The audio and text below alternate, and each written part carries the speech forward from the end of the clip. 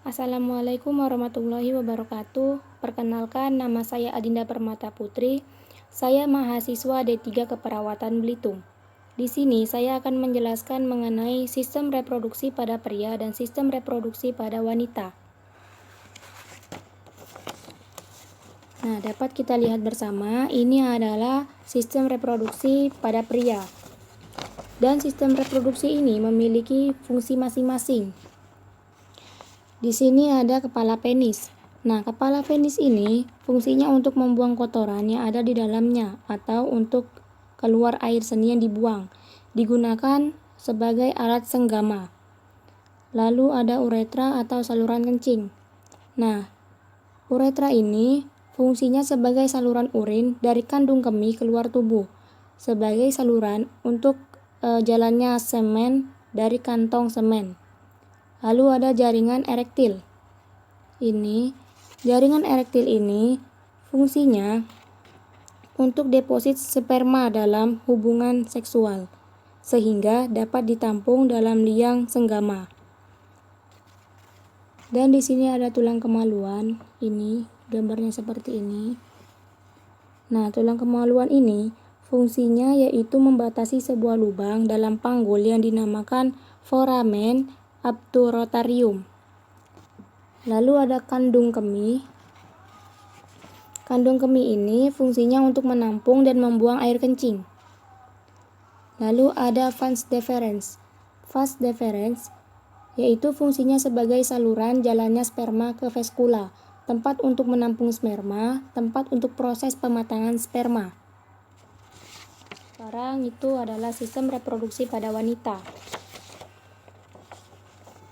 Ini adalah sistem reproduksi pada wanita. Sistem reproduksi pada wanita ini terdiri dari dua bagian, yaitu sistem reproduksi bagian dalam dan sistem reproduksi bagian luar. Nah, ini adalah dari sistem reproduksi bagian dalam. Gambarnya seperti ini. Dan sistem reproduksi ini memiliki fungsi masing-masing juga. Di sini ada uterus atau rahim. Nah, uterus atau rahim ini memiliki fungsi untuk menerima sel telur yang dibuahi yang akan berubah menjadi janin dan akan menahannya selama perkembangan. Lalu ada ovarium, yang fungsinya yaitu mengeluarkan hormon, steroid, dan peptida seperti estrogen dan progesteron. Lalu ada oviduk atau tuba fallopi, yang fungsinya sebagai tempat terjadinya pembuahan dan persiapan hasil pembuahan sebelum menuju rahim. Selanjutnya itu ada folides atau folikel, yang fungsinya yaitu untuk menghasilkan estrogen, suatu hormon yang diperlukan untuk perkembangan sel telur.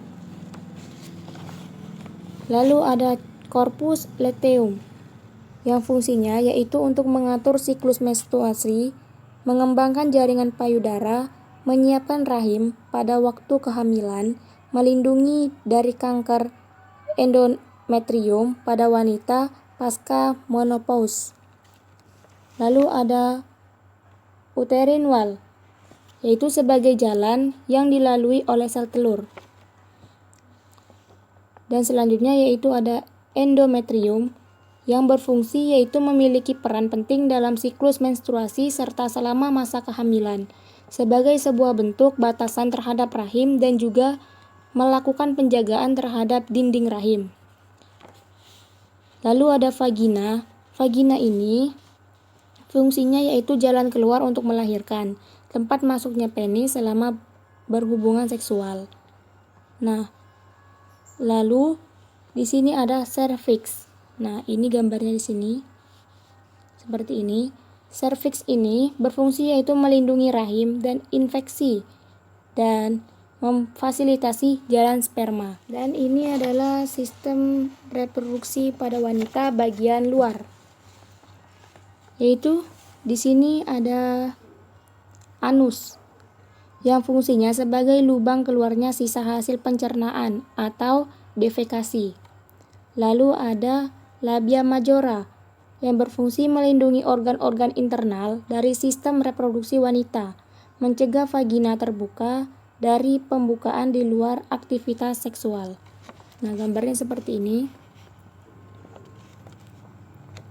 Lalu ada vagina entrance, yaitu sebagai jalan masuknya sperma ke dalam alat kelamin perempuan dan jalan keluar darah saat haid. Ini. Lalu ada hymen atau selaput darah atau disebut juga dengan tron, yaitu fungsinya untuk memungkinkan darah menstruasi dan cairan tubuh lainnya mengalir keluar melalui liang vagina. Lalu ada labia minora. Nah, labia minora ini fungsinya untuk menutupi organ-organ genitalia di dalamnya serta merupakan daerah erotik yang mengandung pembuluh darah dan saraf. Lalu ada glands of clitoris yang fungsinya yaitu gland of clitoris ini kepala klitoris yang saat perempuan terangsang secara seksual, glans biasanya membengkak dan sensitivitasnya meningkat. Lalu ada mons pubis. Mons pubis ini fungsinya yaitu untuk melindungi alat genitalia dari masuknya kotoran. Ini. Di sini ada prepuce of clitoris, yaitu sebagai pelindung. Lalu ada urethral opening, ini yang kecil ini. Nah, fungsinya yaitu mengeluarkan feses atau urin. Lalu ada vestibul yang fungsinya yaitu untuk mengeluarkan cairan apabila ada rangsangan seksual yang berguna untuk melumasi vagina pada saat bersenggama. Nah, ini adalah alat reproduksi wanita bagian luar. Nah, mungkin hanya itu yang dapat saya sampaikan. Kurang lebihnya saya mohon maaf. Kepada Allah saya mohon ampun. Wabillahi taufik wal hidayah. Wassalamualaikum warahmatullahi wabarakatuh.